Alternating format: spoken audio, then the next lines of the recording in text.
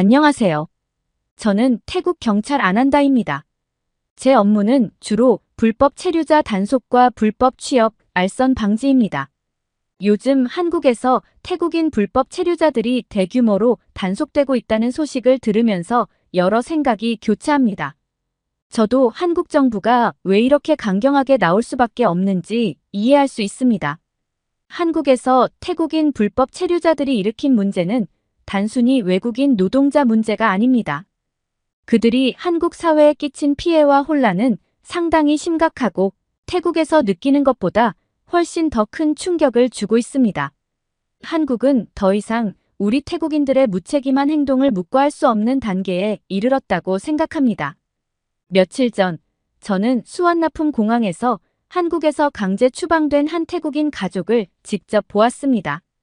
부모는 아이들을 껴안은 채 흐느끼고 있었고 아이들도 낯선 상황에 멍한 표정으로 서 있었습니다. 이제 우리는 다시 한국에 갈 수 없게 됐어. 그 가족의 부모가 힘겹게 내뱉은 한마디에는 절망이 가득 묻어 있었습니다. 그들은 왜 한국이 자신들에게 이렇게 강경한 조치를 취했는지 이해하지 못한 듯 보였습니다. 하지만 저는 경찰로서 그 이유를 잘 압니다. 그들이 한국에서 불법 체류를 택한 순간 결국 이런 결말을 맞이할 수밖에 없었던 것이죠. 한국은 이미 수많은 불법 체류자들이 일으킨 사회적 부담과 신뢰의 훼손으로 지쳤고 이로 인해 더 이상 우리 태국인들의 불법 체류를 묵인할 여유가 없습니다.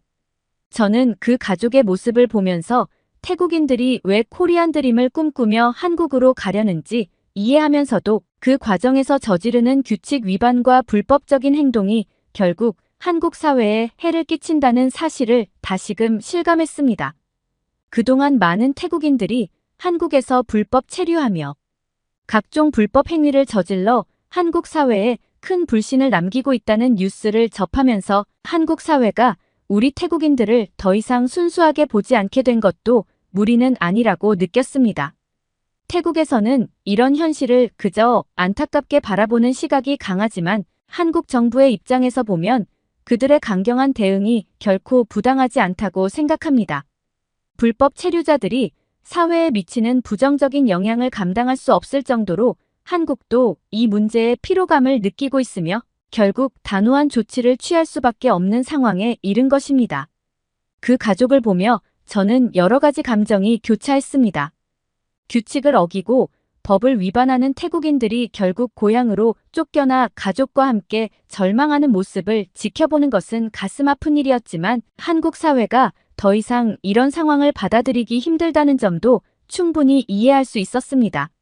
저는 경찰로서 그리고 같은 태국인으로서 이 문제를 해결해야 할 책임감을 느끼며 오늘 이 이야기를 시작하려 합니다. 태국에서는 더 나은 삶을 위해 한국으로 떠나고자 하는 사람들이 많습니다. 하지만 한국행을 준비하는 과정에서 그들이 직면하는 현실은 그리 단순하지 않습니다. 저도 경찰로서 매일같이 불법 체류를 시도하는 사람들과 마주하다 보니 이들이 한국에서 겪는 어려움과 사회적 문제를 깊이 알게 되었습니다. 얼마 전 단속 중에 만난 빈이라는 청년이 기억에 남습니다. 빈은 태국의 작은 농촌 마을에서 자랐고 가족을 부양하기 위해 한국으로 가고 싶어 했습니다. 그는 이미 브로커에게 큰 돈을 지불하고 한국에서 일을 구해 돈을 벌 계획을 세웠다고 했습니다. 경찰관님, 한국에 가서 일하면 정말 돈을 많이 벌 수 있나요?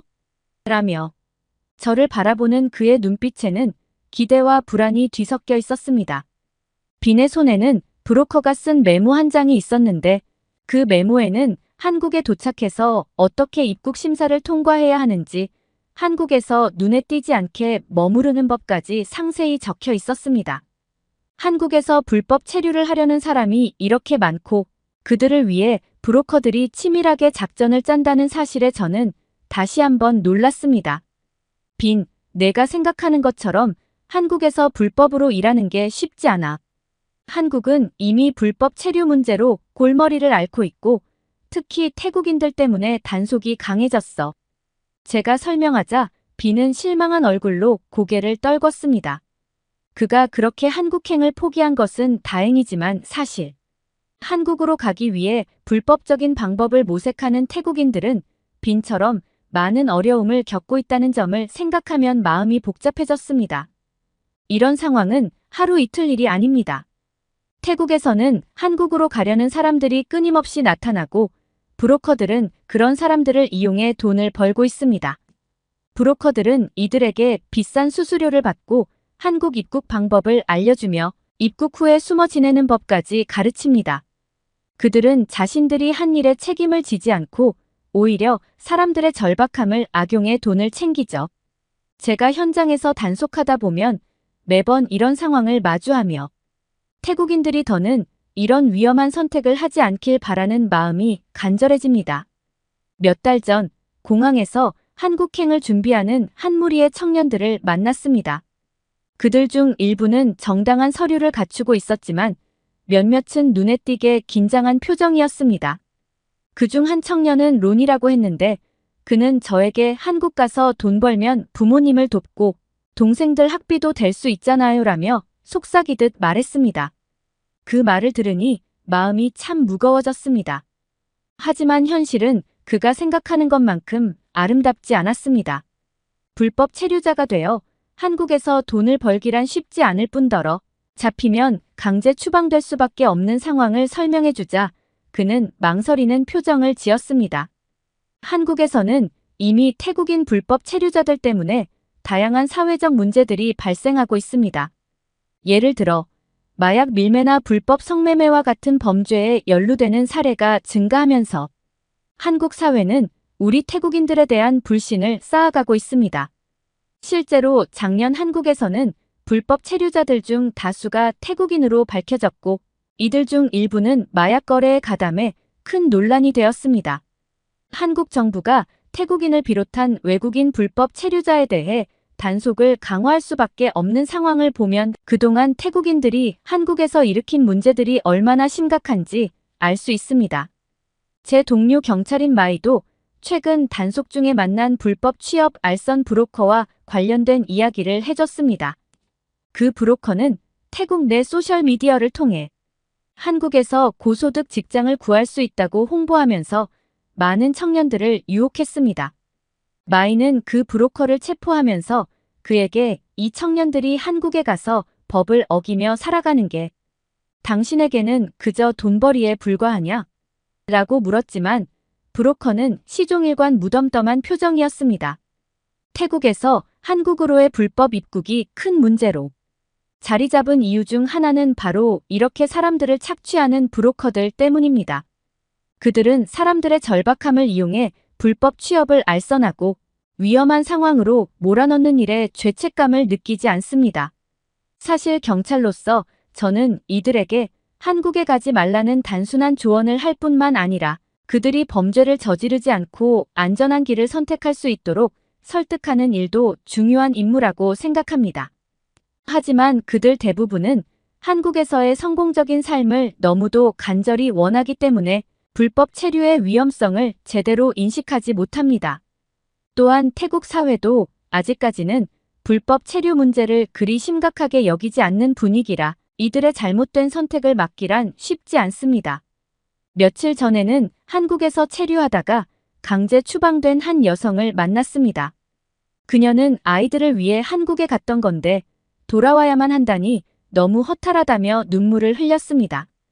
이 여성은 불법으로 체류하는 동안 한국 내에서 많은 위험을 감수하면서 일했고 불안정한 상황 속에서 간신히 돈을 모아 아이들에게 송금했다고 했습니다. 하지만 그런 불법적인 선택이 결국에는 자신을 더욱 어려운 상황으로 몰아넣었고 고향으로 돌아왔지만 다시는 한국에 들어갈 수 없게 되었습니다. 경찰로서 저는 이런 사례를 볼 때마다 느끼는 감정이 참 복잡합니다. 물론 그들이 더 나은 삶을 원하고 가족을 위해 희생하고 싶어하는 마음은 이해합니다. 그러나 한국에서 규칙을 어기고 불법적으로 체류하며 타국 사회에 부담을 주는 그들의 행동이 결코 정당화될 수는 없습니다. 한국에서 태국인 불법 체류자들을 대대적으로 단속하기 시작한 이후 태국 사회는 큰 충격에 빠졌습니다. 한국 정부가 이례적으로 강한 단속을 시작하면서 수천 명에 달하는 태국인들이 한국을 떠나야 했고, 그로 인해 태국의 공항들은 귀국하는 불법 체류자들로 혼잡해졌습니다. 저도 직접 수완나품 공항에 나가 그 모습을 지켜보았는데 그야말로 대혼란이었습니다. 공항 대기실에 서 있는 사람들 대부분이 강제 추방으로 귀국한 사람들로 그들 중 일부는 죄책감보다는 한국에 대한 억울함과 분노를 느끼는 듯 보였습니다. 한국 정부가 왜 이렇게 단속을 강화할 수밖에 없었는지 저는 경찰로서 그 이유를 이해할 수 있습니다. 한국에서는 태국인 불법 체류자들이 단순히 노동의 문제를 넘어서 마약 밀매나 불법 성매매와 같은 심각한 범죄에 연루되는 사례가 급증했습니다. 실제로 한국의 많은 언론에서는 불법 체류자 문제를 다루며 태국인들에 대한 경계심을 높이고 있습니다. 특히 태국에서 한국으로 들어오는 마약의 양이 상당히 늘면서 한국 사회가 받은 충격과 불신은 상당합니다. 저는 그들의 감정을 이해하면서도 같은 태국인으로서 그들이 저지른 잘못에 대해 참담한 마음이 들었습니다. 얼마 전 한국에서 추방된 태국인 마약 밀매 조직이 검거됐다는 뉴스를 보았습니다. 이 사건은 한국 사회에 큰 충격을 주었고 이에 따라 한국 정부는 태국인 입국 심사를 강화하지 않을 수 없었습니다. 그동안 태국인들이 한국에서 일으킨 여러 문제로 인해 한국 정부는 이제 더 이상 이 문제를 묵과할 수 없게 되었다는 사실을 저는 현장에서 느끼고 있습니다. 사실 태국에서는 아직도 많은 사람들이 코리안 드림을 꿈꾸며 한국으로 가기를 원합니다. 더 나은 임금을 받을 수 있는 곳이라는 기대 속에서 가족과 친구들의 만류에도 불구하고 한국행을 선택하는 사람들도 많습니다. 하지만 그들이 잘 모르는 사실은 한국 정부가 이제는 태국인에 대한 입국을 굉장히 까다롭게 심사하고 있다는 점입니다. 몇몇 사람들은 비록 법을 어겼지만 자신의 생계를 위해 어쩔 수 없는 선택이었다고 주장합니다. 그러나 현실적으로 그들의 행동이 한국 사회에 끼친 피해와 불신은 결코 작지 않습니다. 한국의 단속이 강화되면서 태국 내 일부 사람들은 SNS에 한국 정부에 대한 비난을 쏟아내기 시작했습니다. 특히 한국이 우리를 무시한다는 식의 반응이 많았고 태국 내에서 한국 여행을 보이콧하자는 움직임까지 일어났습니다. 한편으로는 이런 반응이 이해가 되면서도 저는 이 상황을 조금 더 객관적으로 봐야 한다고 생각합니다. 한국 정부의 강경한 대응은 단순히 태국인에 대한 편견에서 비롯된 것이 아닙니다. 그동안 태국인들이 저지른 여러 불법 행위들이 한국 사회에 큰 충격을 주었고 그에 대한 대응이었던 것입니다. 얼마 전 한국에서 태국인 불법 체류자들에 의해 촉발된 사회적 문제가 한국 언론에서 크게 다뤄졌습니다. 한국인들은 불법 체류 문제와 관련된 범죄가 한국 사회의 안전에 미치는 영향을 우려하고 있습니다. 그중 일부 태국인들은 불법 체류를 하며 마약 거래나 불법 성매매에 연루되었고 그 결과 한국은 불법 체류자들에 대한 단속을 더 강화할 수밖에 없었습니다. 저도 한국 사회가 왜 태국인들에 대해 경계심을 갖게 되었는지 이해할 수밖에 없었습니다. 한국 입장에서 보면 그동안 너무 많은 문제를 겪었기 때문에 이제는 더 이상 묵인할 수 없게 된 것이죠. 이런 상황을 두고 태국 사회 내에서는 다양한 반응이 나오고 있습니다. 한편으로는 우리 국민이 한국에서 차별받고 있다는 의견이 있지만 저는 오히려 그 반대의 입장에서 생각하게 됩니다. 그동안 한국은 무비자 제도를 통해 태국인들이 쉽게 한국에 갈 수 있도록 허용해 주었고 불법 체류자 문제에도 상당히 관대하게 대처해 왔습니다. 하지만 태국인 불법 체류자들이 지속적으로 규칙을 어기고 한국 사회에 큰 피해를 끼치게 되자 한국 정부도 더 이상 이를 묵과할 수 없는 상황이 된 것입니다. 얼마 전 뉴스에서 본 이야기인데 한국에서 불법 체류하다가 추방된 한 태국 남성이 태국으로 돌아온 후에도 마약 거래를 지속하다가 태국 경찰에 체포되었다고 합니다. 이 이야기를 들었을 때 저 역시 무거운 책임감을 느꼈습니다. 태국인들이 한국에서 불법적인 일을 저지르고 그로 인해 고국에 돌아와도 똑같은 문제를 반복한다는 사실은 우리 사회의 깊은 반성과 각성을 요구한다고 생각합니다. 한국이 우리에게 관대했던 만큼 우리는 그들의 사회적 신뢰를 저버리지 않도록 책임감을 갖고 행동했어야 했습니다. 이러한 상황을 접하면서 저는 한국 사회가 불법 체류 문제로 인해 얼마나 큰 사회적 충격을 받았을지 짐작할 수 있었습니다. 태국 사회에서는 이런 사정을 잘 모르는 경우가 많고 그저 한국이 우리를 무시하는 것처럼 생각하는 경향이 있지만 사실 한국의 입장에서는 더 이상 관대하게 보아줄 수 없는 상황이 된 것입니다. 이제는 태국 사회가 불법 체류와 관련된 문제에 대해 좀 더 책임감을 가지고 나서야 할 때라고 생각합니다. 단순히 더 나은 삶을 위해 한국으로 떠나는 것이 아니라 법적 절차를 준수하고 합법적으로 체류할 수 있는 길을 찾아야 합니다. 저 역시 경찰로서 이와 관련된 문제를 보다 철저히 단속하고 태국인들이 불법 체류로 인해 겪는 문제를 예방하기 위해 최선을 다하려 합니다. 이런 상황 속에서 저는 태국 정부가 한국과의 관계를 회복하고 불법 체류 문제를 해결하기 위해 적극적으로 나서야 한다고 생각합니다. 우리 태국 국민들이 한국에서 인정받고 존중받기 위해서는 우리가 먼저 법과 규칙을 준수하는 것이 필수적이라는 점을 깨달아야 합니다. 태국에서 경찰로서 일을 하며 불법 체류 문제와 끊임없이 싸워온 저로서는 불법 체류자 문제에 대한 책임을 많이 느낍니다. 하지만 한국에서 태국인 불법 체류자들이 일으킨 다양한 문제들이 뉴스에 보도될 때마다 제 마음속에는 경찰로서의 사명감뿐만 아니라 한 개인으로서의 복잡한 감정들이 쌓입니다. 한국에서 대대적인 단속이 진행되는 모습을 보며 그동안 불법 체류자 문제를 단순히 개인의 생계 문제로만 봤던 저 자신을 돌아보게 됩니다.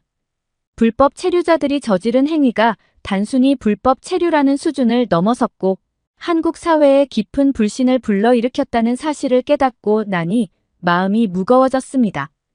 얼마 전 강제 추방된 뒤 태국으로 돌아온 한 여성을 만나게 되었습니다. 그녀의 이름은 리나였는데 한국에서 불법으로 체류하며 아이들에게 더 나은 미래를 주겠다는 꿈을 가지고 힘든 일을 하며 버텼다고 합니다. 그러나 리나는 결국 체포되어 강제 송환되었고 한국에 다시 들어갈 수 없는 처지가 되었습니다. 리나와 대화를 나누며 저는 그녀가 자신의 선택이 가족에게 더 큰 어려움을 안겨줄 수 있다는 사실을 인지하지 못하고 있었다는 점에서 씁쓸함을 느꼈습니다. 한국에서 법을 어기고 불법으로 체류하며 벌어들인 돈이 일시적으로는 가족에게 도움이 되었을지 모르지만 그녀의 불법 체류가 한국 사회에 끼친 영향을 생각하면 그 대가가 너무도 큽니다. 리나는 저에게 이렇게 말했습니다. 저는 한국에 가서 아이들을 위해 조금이라도 더 벌고 싶었어요. 그게 잘못된 일이었나요? 그녀의 눈에는 좌절과 절망이 서려 있었습니다. 하지만 제가 경찰로서 그녀에게 해줄 수 있는 말은 분명했습니다. 내가 선택한 길은 아이들을 위한 길이 아니야. 불법 체류로 인해 다른 사람들에게 피해를 주고 결국 너도 너의 아이들도 더 큰 어려움에 빠진 거야.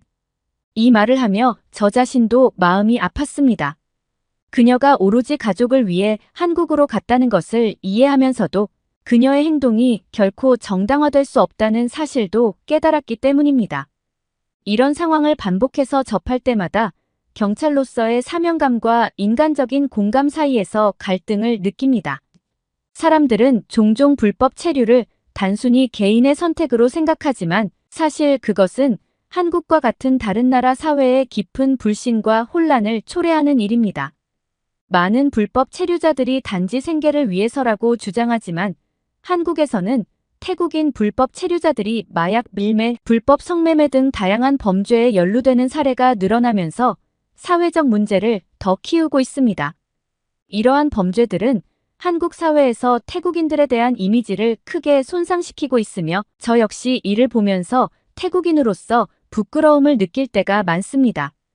또한 저는 가끔 태국인들이 한국에서 저지른 불법 행위들로 인해 한국과 태국 사이의 관계가 악화되는 것을 느끼며 복잡한 마음이 듭니다. 한국에서 태국인 불법 체류자들이 연루된 문제들이 점점 증가하면서 한국 사회는 우리 태국인들을 더욱 경계하게 되었습니다. 불법 체류자들이 불법적인 방법으로 돈을 벌고 사회적 규칙을 어기며 타국에 부담을 주는 그들의 행동이 결국에는 한국 사회에 깊은 상처를 남기고 있는 것입니다. 저는 이러한 현실을 볼 때마다 더 많은 태국인들이 이를 인지하고 법을 지키며 살아가기를 바랍니다.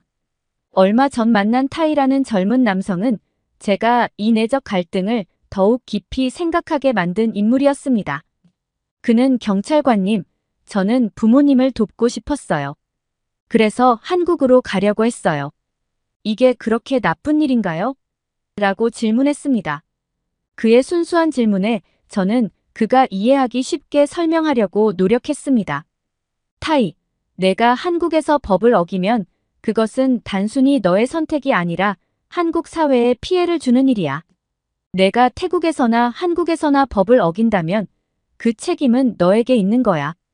그의 표정이 점점 심각해졌지만 저는 그가 이런 점을 확실히 깨닫고 더는 무모한 선택을 하지 않기를 바랐습니다.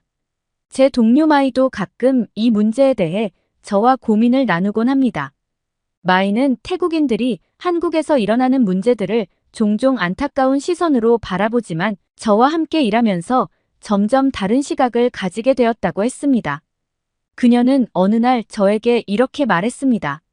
안 한다. 우리가 이렇게까지 단속하는 이유를 다시 생각해보게 돼. 사실 우리 국민들이 저지른 잘못이 한국에 얼마나 큰 영향을 미치는지 몰랐어. 마이의 말에 저도 생각이 많아졌습니다.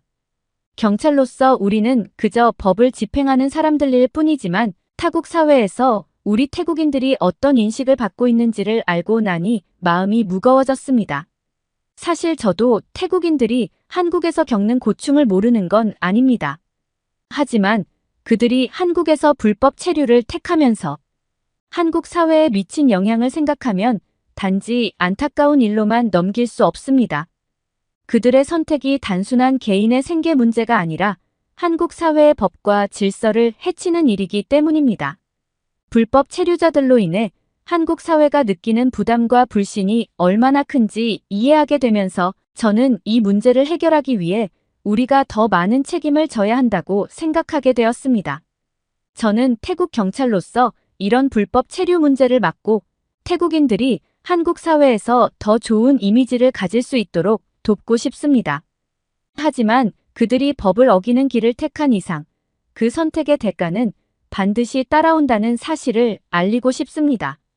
태국인들이 한국에서 성공적인 삶을 꿈꾸고 싶다면 가장 기본적인 법과 규칙을 지키는 것부터 시작해야 한다고 생각합니다. 저는 태국 경찰로서 불법 체류 문제와 매일같이 마주하며 많은 생각을 하게 됩니다. 단순히 불법 체류자들을 단속하고 그들을 태국으로 돌려보내는 것만이 제가 해야 할 일은 아니라고 느낍니다. 제 경험을 통해 많은 태국인들이 한국에서 더 나은 삶을 꿈꾸지만 그들이 그 꿈을 이루기 위해 선택한 방법이 결국에는 자신뿐 아니라 한국 사회에도 깊은 상처를 남기고 있다는 사실을 알게 되었습니다. 한국에서 강제 추방되어 돌아오는 사람들을 볼 때마다 저는 마음이 무거워집니다. 그들 대부분은 가족과 본인의 생계를 위해 한국에 갔지만 현실은 그렇게 단순하지 않았습니다. 그들은 불법 체류로 인해 한국 사회에서 범죄자 취급을 받게 되었고 결국에는 본국으로 돌아오며 그들의 꿈은 산산이 부서졌습니다. 특히 그들이 불법적인 수단으로 돈을 벌려고 하다가 한국 사회에서 점점 더 많은 문제를 일으킨다는 사실은 저에게 큰 실망감을 안겨줍니다. 이런 문제들이 한국 사회에 미친 영향이 클수록 한국 입장에서 그들을 단속하고 막으려는 노력은 더욱 강해질 수밖에 없습니다. 태국에서도 많은 사람들이 한국을 동경합니다. 드라마나 음악을 통해 한국 문화를 사랑하게 된 사람들은 한국에서의 삶을 꿈꾸기도 하고 그곳에서 성공을 이루고 싶어 합니다. 그러나 그 꿈이 단지 불법적인 방법으로 돈을 벌어 돌아오는 것이라면 그들의 꿈은 참으로 잘못된 방향으로 흘러가고 있는 것입니다. 저는 많은 태국인들이 코리안 드림을 꿈꾸며 불법적인 길을 택하는 것을 보며 이것이 진정한 의미의 꿈이 맞는지 되묻지 않을 수 없었습니다. 제 동료들과 이야기하면서도 종종 이 문제에 대해 생각하게 됩니다. 사실 태국인들이 다른 나라에서 인정받고 존중받기를 원한다면 가장 기본적으로 법과 규칙을 지켜야 한다고 생각합니다. 불법 체류는 그 사회에 큰 부담을 안기고 결국 불신을 쌓게 만듭니다. 불법 체류자들이 사회적 규칙을 어기고 범죄를 저지르는 순간 그들의 행위는 단순히 개인의 문제를 넘어서 한국 사회와 태국 간의 관계를 악화시키는 원인이 됩니다. 저는 이것이 우리 사회가 더 이상 외면할 수 없는 문제라고 생각합니다. 한국은 그동안 태국인들에 대해 관대하게 대우해왔지만 이제는 많은 태국인들이 규칙을 어기고 법을 무시한 결과로 인해 그 신뢰가 무너지고 있습니다. 그동안 많은 태국인들이 한국에서 불법 체류와 관련된 문제를 일으키면서 한국 사회는 태국인들에 대한 경계를 높일 수밖에 없었습니다. 저는 오늘 이 이야기를 통해 태국 사회가 더는 이 문제를 외면해서는 안 된다는 점을 강조하고 싶습니다. 태국인들이 한국에서 좋은 인식을 남기고 존중받기 위해서는 우리가 먼저 법과 규칙을 준수하는 것이 필수적입니다. 그리고 이것은 한국과의 관계 회복을 위해서도 반드시 필요한 일입니다. 우리 사회가 이 문제를 심각하게 받아들이고 해결책을 찾지 않는다면 한국과의 관계는 점점 더 어려워질 것입니다. 저는 태국인들이 한국에 가서 합법적으로 일할 수 있는 길을 찾고 안전하게 살아갈 수 있는 방법을 고민해야 한다고 생각합니다. 우리 사회가 더 나은 경제적 기회를 제공하고 국민들이 외국에서 법을 어기지 않고도 생계를 이어갈 수 있는 환경을 만드는 것이야말로 진정한 해결책일 것입니다. 그렇지 않다면 불법 체류와 관련된 문제는 계속해서 반복될 수밖에 없을 것입니다. 이제는 태국과 한국이 서로를 이해하고 협력하여 이 문제를 함께 해결할 방법을 찾을 때가 되었다고 생각합니다. 양국이 함께 노력한다면 우리 태국인들이 불법 체류의 위험을 감수하지 않고도 한국에서 합법적으로 일하며 살아갈 수 있는 길이 열릴 것입니다. 저는 이 문제가 단지 태국이나 한국 한 나라의 문제가 아니라 서로 존중하고 협력해야 하는 사회적 과제라고 믿습니다. 오늘 이 이야기를 통해 많은 분들이 불법 체류 문제의 심각성을 인식하고 태국과 한국 모두에게 긍정적인 변화를 가져올 수 있는 계기가 되었으면 합니다. 오늘의 사연, 어떻게 들으셨나요? 아난다의 이야기를 통해 불법 체류 문제는 단순히 개인의 생계가 아니라 사회와 국가 간의 신뢰와 안전을 위협할 수 있는 중요한 문제임을 느끼게 됩니다. 여기 굉장히 지쳐 보이는 여성이 눈물을 흘리고 있습니다. 몹시 초췌하고 힘들어 보이는 얼굴인데요. 그런데 얼마 지나지 않아 이 여성은 활짝 웃고 있습니다. 대체 무슨 일이 있었던 걸까요? 오늘의 사연 시작합니다. 안녕하세요. 저는 미국 텍사스에 사는 엘렌입니다. 저는 지금 사랑하는 한국인 남편과 아주 단란한 가정을 이루고 행복한 삶을 살고 있는데요. 불과 몇 년 전만 해도 이런 일은 상상할 수 없었습니다. 제가 세상에서 가장 불행한 여자라고 생각했으니까요. 사실 저는 한국인 남편과 재혼한 재혼 부부입니다. 현재 남편을 만나기 전까지 저는 전 남편과의 힘든 삶으로 인해 다시는 결혼을 하지 않겠다고 마음먹었었죠. 하지만 지금의 남편을 만난 후로 저는 더 행복해지고 싶다는 생각에 결혼을 하게 되었고 새로운 삶을 살고 있어요. 현재의 한국인 남편과 어떻게 재혼하게 되었는지 이야기해 보려면 전 남편의 이야기가 빠질 수가 없겠군요. 저와 제 전 남편은 한 동네에서 나란히 자라난 이웃사촌이었어요. 부모님들끼리도 친하셨거든요. 젊은 시절 저희 부모님은 샌드위치 가게를 하시고 친구 부모님께서는 정육점을 하셨는데 저희 부모님 샌드위치 가게에 들어가는 고기와 햄은 모두 친구 부모님께 받아다 썼습니다. 고기도 정말 좋은 걸 가지고 오시고 햄도 직접 만드시거든요. 지금 생각해도 마트에서 사 먹는 햄과는 차원이 다른 맛이긴 했습니다. 게다가 저희는 주문이 들어오면 바로 고기와 햄을 구워서 내어주니 맛이 없을 수 없고요. 손님들도 이 집은 빵도 맛있고 야채도 신선하고 소스도 특별하지만 안에 들어가는 햄과 고기가 정말 특별하다고 입을 모아 이야기하셨죠. 부모님 가게가 꽤 잘 된 덕에 체인점까지 생기면서 사업 규모가 정말 커졌어요. 그 친구 부모님의 정육점 역시 저희 사업의 규모가 커지니 함께 성장을 할 수밖에 없는 구조였어요. 함께 잘 살게 되니 부모님들끼리도 인연이 남달랐고 저와 그 친구 역시 어려서부터 같이 어울려 지내다 보니 10대 시절의 추억은 제 전남편과 온통 함께였죠. 그런데 저는 이 친구를 남자로 보진 않았어요. 그냥 친한 친구일 뿐이라고 생각했는데 친구는 절 내심 좋아했었나 봐요. 대학생 때 어느 날 제게 고백을 하더라고요. 한 번도 남자로 바라본 적이 없었는데 고백을 받고 나니 사람이 좀 달리 보이긴 했어요.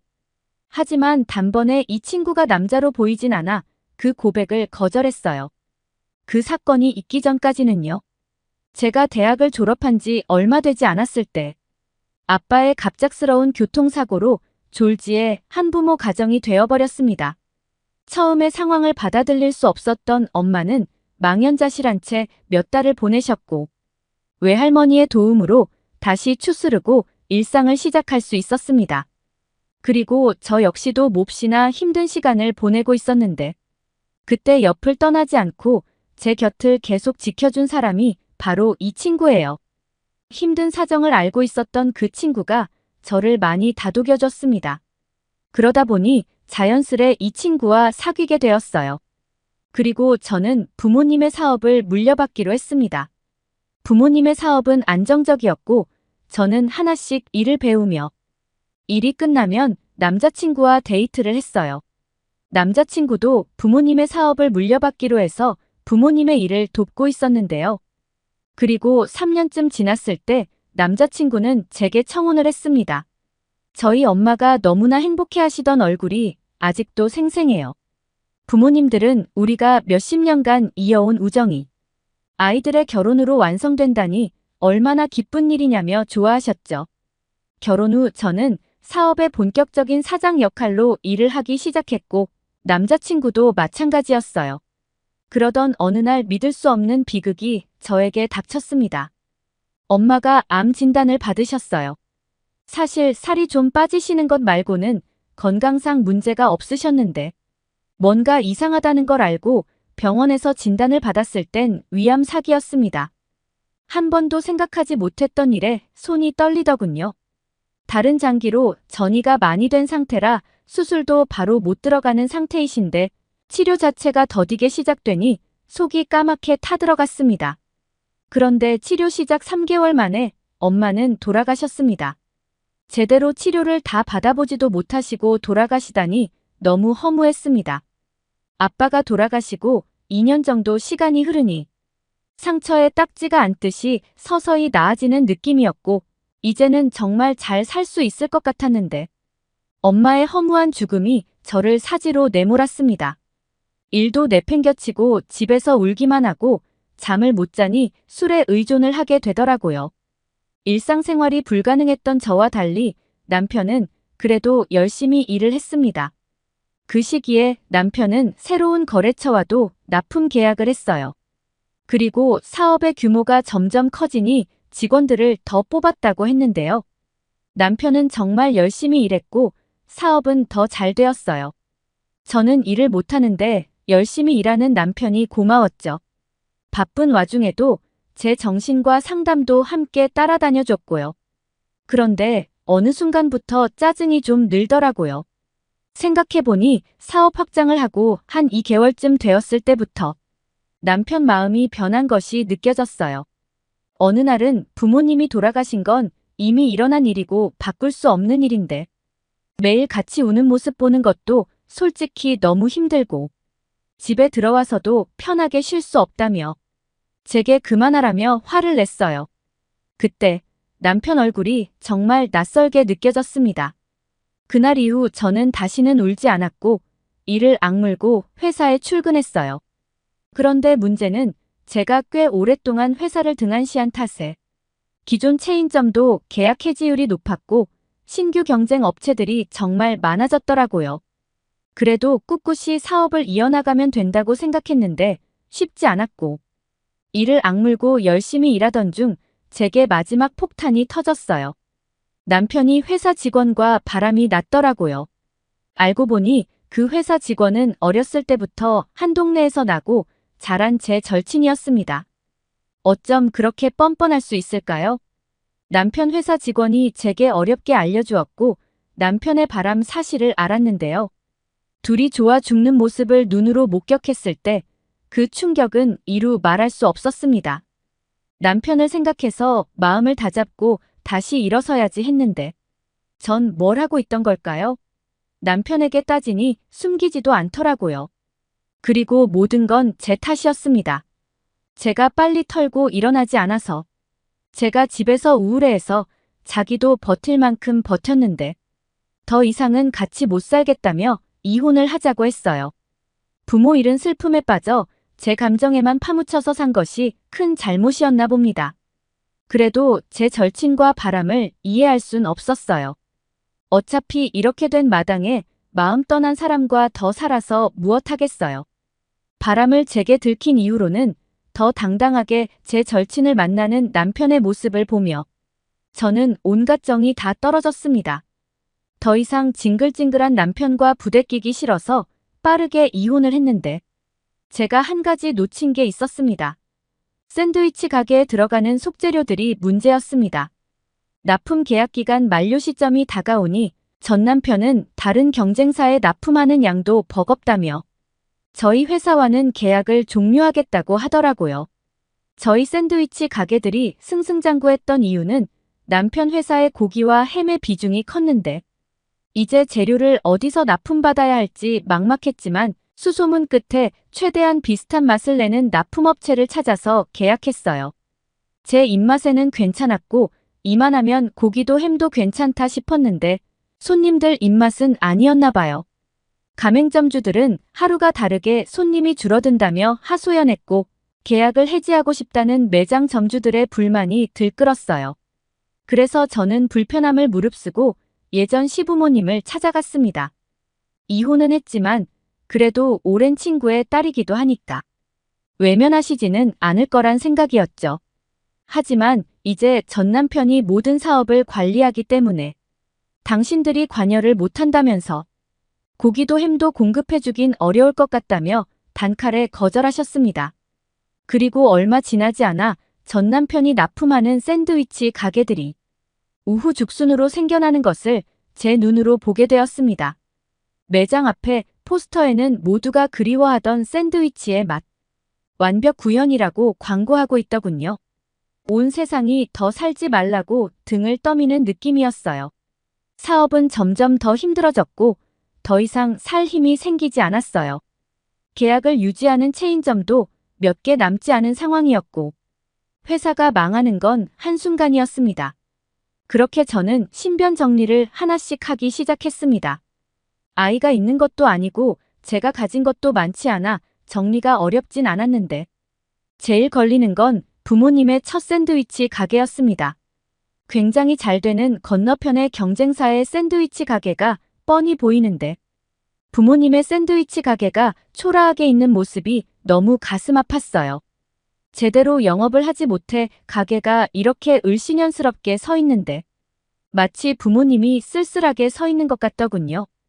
의욕이 있고 좋은 사람이 와서 이 가게만큼은 잘 운영해주면 좋겠다는 생각으로 가게를 내놨어요. 어느 날 밝은 미소 지은 한국 남자가 가게를 보러 왔습니다. 그런데 이 한국 남자 좀 특이했는데요. 가게를 보러 왔는데 첫 마디가 대뜸 식사하셨어요? 인 거예요. 초면인데 무슨 식사 이야기를 하지 싶어 곧 할 거라고 대강 넘겼습니다. 남자는 이것저것 둘러보더니 가게가 몹시 마음에 든다고 했고 일사천리로 계약을 완료했죠. 다행이다 싶었어요. 이제 홀가분하게 떠날 수 있겠다 싶어 마음도 좀 개운해졌죠. 그런데 이 한국 남자가 또 밥을 같이 먹자고 하길래 단칼에 거절했어요. 처음 보는 사람과 무슨 식사를 같이 하자는 건지 이해할 수가 없었습니다. 그랬는데 한 번 더 묻더군요. 어디 레스토랑 가기 뭐하면 근처 샌드위치 가게에서 사다가 먹자며 괜찮은 곳이 새로 생겼던데 라고 하는데 순간 갑자기 눈물이 팍 터졌습니다. 남자가 너무 당황하더라고요. 실례를 했다며 미안하다고 사과하는데 주책맞은 눈물이 멈추질 않았습니다. 제 옆에서 1시간 넘게 어쩔 줄 몰라 하며 서 있는 남자도 참 어이없겠다 싶어 그간의 일을 말해주었습니다. 아무에게도 다 털어놓지 못한 이야기를. 왜 생판 처음 본 남자에게 이야기를 했나 모르겠습니다. 한국 남자는 제 이야기를 끝까지 다 들어주더니 묻더군요. 고생이 많았다면서 그런데 하나 남은 가게까지 팔고 나면 뭐 하려고 했냐고 묻는 거예요. 제 눈을 뚫어져라 쳐다보는데 말문이 막히더라고요. 생판 처음 보는 남자에게 내가 세상을 뜨기 전 신변 정리 중이에요. 할 수도 없고 어색하게 웃으며 넘기려고 하는 제게 다시 말했습니다. 산 사람은 살아야 한다며 귀한 목숨인데 안 좋은 생각하지 말고 자기가 운영할 음식점에 나와 일을 하면 어떻냐고 제안했어요. 그러면서 자신의 이름은 제이슨이라고 말했습니다. 전혀 생각하지 못했던 말에 놀라 눈을 동그랗게 뜨니 남자가 씩 웃어주는데 갑자기 저도 따라 웃게 되더라고요. 그렇게 저는 이 한국 남자의 음식점에서 일을 하기로 했습니다. 그런데 사실 업종은 좀 특이하게 느껴졌어요. 한국 분식이라니 한국 음식점이야 한두 번 가보긴 했는데 분식이 될까 싶었거든요. 제 돈도 아닌데 내심 제이슨이 걱정도 됐습니다. 이제 시작하는 사람에게 괜히 찬물을 끼얹는 건가 하고 망설이다가 조심스럽게 의견을 전하니 웃더라고요. 제이슨 말로는 제가 연이은 불행의 정신을 좀 빼놓고 사는 동안 한류 바람이 엄청났다고 했어요. 하기사 정신없는 와중에도 넷플릭스의 드라마 K-팝이 엄청난 건 알고 있었을 정도니까요. 제이슨도 큰 결심을 하고 시작하는 가게인 만큼 잘 되었으면 하는 마음으로 인테리어 공사 기간 동안 열심히 요리 연습을 했어요. 미국에 들어온 인스턴트 분식도 먹어보고 유튜브로 한국 분식 조리법도 공부하며 미국인들 입맛에 맞되 한국 조리법에서 벗어나지 않도록 조율을 해봤습니다. 2달가량이 정말 순식간에 흘러갔어요. 그리고 대망의 오픈일, 저는 깜짝 놀라서 기절할 뻔했습니다. 남녀노소 누구랄 것 없이 설레는 마음으로 가게 오픈을 기다리고 있는 거예요. 한국 인기가 이 정도였나. 특히 김밥은 정말 새로운 시도였는데 엄청나게 잘 팔리더라고요. 건강식을 먹고 싶은 연령대가 높은 분들부터 다이어트를 신경 쓰는 젊은이들까지 남녀노소 가리지 않고 잘 팔렸습니다. 조금 어린 친구들은 다소 매울 법한 떡볶이도 잘 먹었고 치킨은 말할 것도 없고요. 제이슨도 자기 생각 이상으로 장사가 잘 된다며 싱글벙글이었어요. 저도 오래간만에 이런 바쁜 일상을 보내니 안 좋은 생각은 들지 않았습니다. 그리고 제이슨과 저는 점차 가까워졌고 연애를 하는 건 아니지만 마치 연애를 하는 것처럼 서로를 챙겨주고 있었는데요.